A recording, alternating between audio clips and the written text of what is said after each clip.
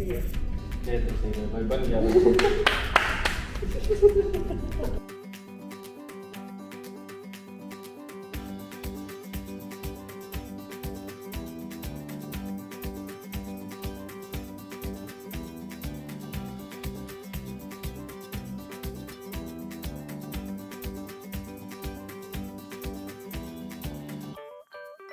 Good morning and welcome back to Musafir Medic. तो पहली class surgery की थी और टॉपिक थायराइड सर्जरी था, मेनली थायराइडेक्टमी। थायराइड ग्लैंड के आसपास काफ़ी क्रूशियल स्ट्रक्चर्स प्रेजेंट होते हैं, जैसे जस्ट पीछे उसके ट्रेकिया प्रेजेंट है और आसपास नर्व्स प्रेजेंट है जो कि वोकल कॉर्ड्स को कंट्रोल करती हैं। बाकी thyroid is a really vascular structure, तो ब्लीडिंग के चांसेस बहुत ज़्यादा होते हैं। तो जब थायराइड की सर्जरी करते हैं, मतलब थायराइड को निकालते हैं, थायराइडेक्टमी करते हैं, तो थायराइडेक्टमी के टाइम पे काफ़ी ज़्यादा कॉम्प्लिकेशंस के चांसेस होते हैं और उनमें से सबसे कॉमन कॉम्प्लिकेशन है ऑब्वियसली ब्लीडिंग। तो जस्ट बिकॉज थायराइड काफ़ी वैस्कुलर स्ट्रक्चर है, bleeding is a known complication. Second जो हमारी कॉम्प्लिकेशंस आती है वो है ट्रेकिया की इंजरी। तो ट्रेकिया की जब इंजरी होगी तो ऑब्वियसली ऑन टेबल तो पेशेंट इंट्यूबेटेड है, पर बाद में ये कॉम्प्लिकेशन पता लगती है कि वही ट्रेकिया की इंजरी हो गया और उसकी वजह से डिस्पनिया हो रहा है, पेशेंट को ब्रीदिंग डिफ़िकल्टी हो रही है, तो ऑन टेबल ट्रेकियोस्टमी करनी पड़ती है। अगली कॉम्प्लिकेशन होती है कि पैराथायरॉयड ग्लैंड जो होता है वो थायराइड के पैरेन्काइमा में प्रेजेंट होता है।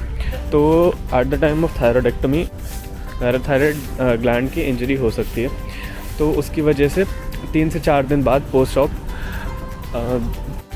पेशेंट शो करता है साइन सिम्टम्स हाइपोकैल्सीमिया के। फिर पैराथायरॉयड ग्लैंड भी थायराइड ग्लैंड के साथ निकल आया है, तो इंट्रा ऑपरेटिवली पैराथायरॉयड को वापस कहीं पर इम्प्लांट करा जा सकता है नेक में ही।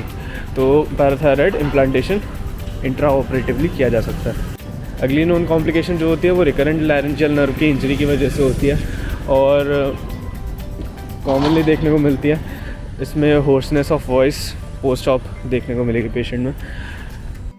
एक्सटर्नल लैरेंजियल नर्व भी इंजर हो सकती है जो कि हमारा सुपीरियर पोल से रिलेटेड होती है, सुपीरियर पोल ऑफ थायराइड से रिलेटेड होती है, और इसमें जो पिच होती है वॉइस की वो इम्बैलेंस हो सकती है, तो the pitch of the voice gets altered post op.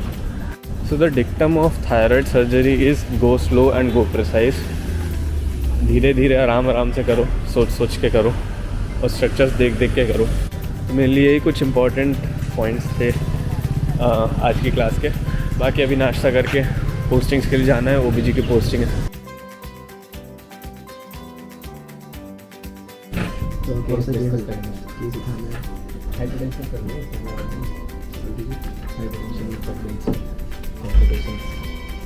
तो क्या देखो भाई 22 साल की प्राइमरी ग्रेविड है, प्रेजेंट है 30 वीक का है जेस्टेशन, ठीक है। Her blood pressure is 142/90, 142/90। Hypertensive I don't think so, pregnancy में 142/90 नहीं हो सकता। 20 वीक पे चालू होता है प्रीक्लैम्सिया यूजुअली, ठीक। ब्लड प्रेशर बढ़ा हुआ है, नॉर्मली इनिशियली नॉर्मल होगा वुमेन का ब्लड प्रेशर, पर प्रेगनेंसी में बढ़ गया, ठीक है। 20 वीक के बाद चालू होता है। और क्या क्या हो सकता है इसमें, signs and symptoms of preeclampsia में हमारे headache that doesn't goes away, change in vision, blurriness, flashing lights, ठीक। फिर उसके बाद pain and upper right quadrant और शोल्डर। प्रीक्लैम्सिया और इक्लैम्सिया के सिंड्रोम्स हैं, बहुत सारी चीज़ें आती हैं। Trouble bleeding, nausea, sudden weight gain, swelling in the legs and face and proteinuria की वजह से होगा।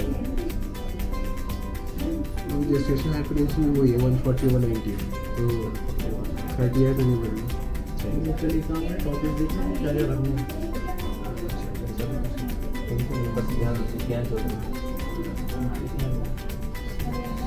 घंटे को होगी टेकिंग और कितनी बार है लेकिन उसे एससीटी का क्या शेड्यूल है? एससीटी अभी 1 महीना हो गया था, रियो के बाद अब पढ़ाएंगे उससे कंसेंट देखेंगे 2-3 दिन तक है, उसके बाद डिस्चार्ज समरी लिखना 2-3 क्या सर ये इंटर्नशिप पे यही करवाने वाले हैं डिस्चार्ज सेरेमनी की, तो फिर फ्री होकर अभी से चालू कर दिया है उन्होंने। काम तो यही करना भाई बंधुआ बना के रखेंगे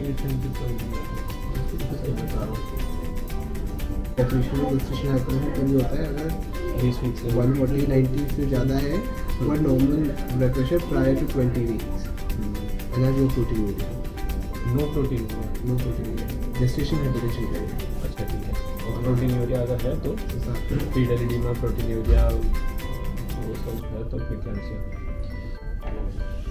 पढ़ेगा खाता पीटी में टीचर भी खाता पीटी बीच वाला मेरा बिल्कुल नहीं जीतूंगा या तुम नहीं टाइम हो जाए।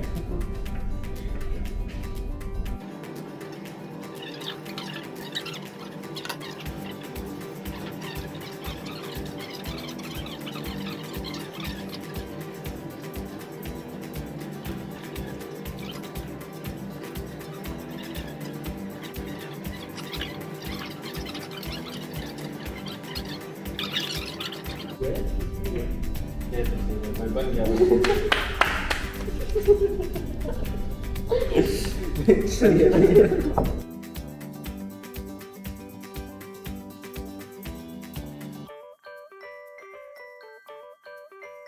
पोस्टिंग के बाद लंच हो नहीं पाया, डायरेक्टली क्लास आ चुके हैं।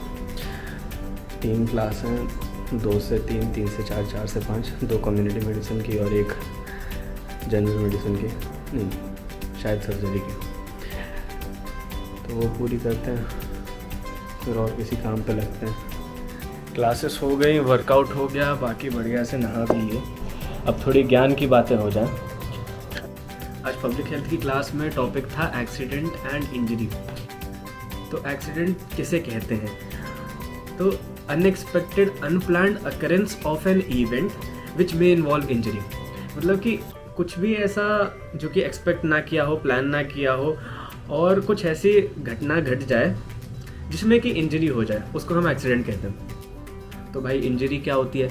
Injury is a bodily lesion due to acute exposure to energy beyond the physiological tolerance. तो कोई भी एनर्जी, कोई भी फोर्स लगा है बॉडी पे और बॉडी उसको फिजियोलॉजिकली करेक्ट नहीं कर पा रही है, झेल नहीं पा रही है, तो उसको इंजरी कहते हैं। पर मतलब हमको एक्सीडेंट और इंजरी की डेफिनेशन से नहीं है आज। अगर देखा जाए तो एक्सीडेंट्स की सबसे बड़ी वजह जो है वो टेक्नोलॉजिकल एडवांसेस हैं। अब भाई मैं कैसे कह रहा हूँ ये, अब सोच के देखो 1990 की स्टडी में जो रोड ट्रैफिक इंजरीज थी वो 9th नंबर पे आती थी लीडिंग कॉज ऑफ डेथ में वर्ल्ड वाइड। पर 2020 में अब ये 3rd पे आ चुकी है। तो मतलब पहला इस्चेमिक हार्ट डिजीज़, कोई भी हार्ट अटैक वगैरह। 2nd मेजर डिप्रेशन, इसकी बात बाद में करेंगे।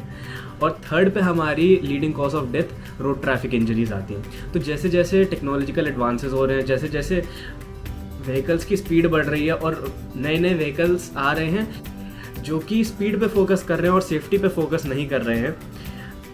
एज इन इंडिया जो भी व्हीकल्स हैं उनकी स्पीड पहुंच सकती है 160-180 के आसपास और ज़्यादा ही पहुंच सकती है। पर अगर सेफ्टी स्टैंडर्ड्स देखे जाएं तो वो उसको मीट नहीं करते हैं। तो स्पीड बढ़ाए जा रहे हैं पर सेफ्टी की किसी को चिंता नहीं है। और ये बताने की ज़रूरत नहीं है कि एक्सीडेंट्स, चाहे रोड ट्रैफिक एक्सीडेंट हो, चाहे फॉल फ्रॉम हाइट हो, चाहे ड्राउनिंग की वजह से हो, किसी भी तरीके का accident can cause severe morbidity, disability and definitely mortality. अगर रोड ट्रैफिक एक्सीडेंट को ही आज पकड़ के बात करी जाए तो डेवलपिंग कंट्रीज जैसे कि इंडिया और सदर्न पार्ट्स ऑफ एशिया कहीं ज़्यादा वल्नरेबल है रोड ट्रैफिक एक्सीडेंट्स को as compared to western population. ऐसा क्यों? क्योंकि ऑब्वियसली बात है, लो सोशो इकोनॉमिक बैकग्राउंड है डेवलपिंग कंट्रीज़ का और सेफ्टी पे इतना कोई ध्यान नहीं देता। साथ में 2 व्हीलर्स का ज़्यादा इस्तेमाल किया जाता है, बाकी पेडेस्ट्रियंस और एनिमल्स वगैरह सारे रोड पे ऐसे ही घूमते रहते हैं। Poor road standards, traffic rules को ना फॉलो करना और अनयूजुअल ह्यूमन बिहेवियर, जैसे कि भाई डिस्ट्रैक्टेड ड्राइविंग, फ़ोन पे बात कर रहे हैं, चला रहे गाड़ी, बहुत सारी चीज़ें अफेक्ट करती हैं और कंट्रीब्यूट करती हैं इन रोड ट्रैफिक एक्सीडेंट्स को। ये सब चीज़ें ऑब्वियसली मेरे को बताने की ज़रूरत नहीं है, आपको पहले से ही पता है, पर मोस्ट ऑफ द पीपल ये चीज़ जानते भी हैं, वो भी इन चीज़ों को फॉलो नहीं करते हैं, इन चीज़ों के बारे में ध्यान नहीं देते हैं। तो यार अगर हेल्थ केयर को थोड़ा कम ध्यान दे के रोड सेफ्टी और व्हीकल सेफ्टी, साथ ही साथ जो ट्रैफिक रूल्स हैं उनका और ज़्यादा स्ट्रिक्टनेस बढ़ाई जाए, साथ में ही उनकी इम्प्लीमेंटेशन और ज़्यादा बढ़ा दी जाए, तो पहली बात तो हेल्थ केयर एक्सपेंडिचर बचेगा, साथ ही साथ ऑब्वियसली एक्सीडेंट्स कम होंगे तो मोर्टेलिटी कम होगी, उसकी वजह से कंट्री की भी ग्रोथ होगी, बाकी सेफ लाइफ रहेगी, आसपास के जो आपके चाहने वाले हैं उनकी भी मेंटल हेल्थ ठीक रहेगी और भाई डॉक्टरों का भी काम थोड़ा आसान हो जाएगा। तो wear your protective equipments while driving, follow traffic rule, don't overspeed and don't drink and drive, stay safe. ये जो 2020 की स्टडी थी ना, उस पे जो 3 नंबर पे आया था वो उसके आगे नहीं बढ़ना है, ठीक है। इस्कीमिक हार्ट डिजीज़ और डिप्रेशन को एक बार को संभाल भी सकते हैं हम लोग, पर रोड ट्रैफिक इंजरी हमारे हाथ में नहीं है, तो स्टे सेफ। तो अब यार खाना वाना खा के अपने काम पे थोड़ा लगेंगे, बाकी मिलते हैं अगले ब्लॉग में, स्टे सेफ।